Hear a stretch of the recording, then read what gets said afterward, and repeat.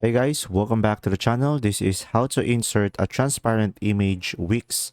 So guys, if you want to start creating your own website using Wix, you can get started with my link in the description and down below. So now guys, from here on the Wix, just simply click on all sites over here at the top and just simply select your site.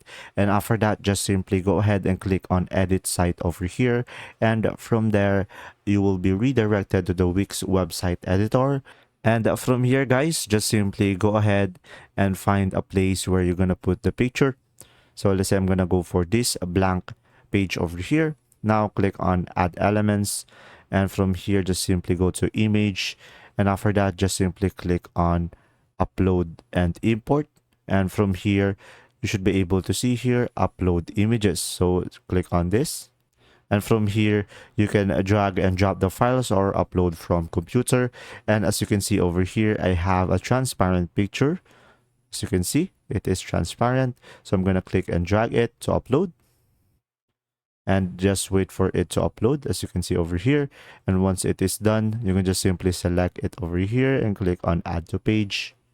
And from here, you'll be able to add a transparent image in Wix. And that's simply about it. If this video was helpful, please like and subscribe, and thanks for watching.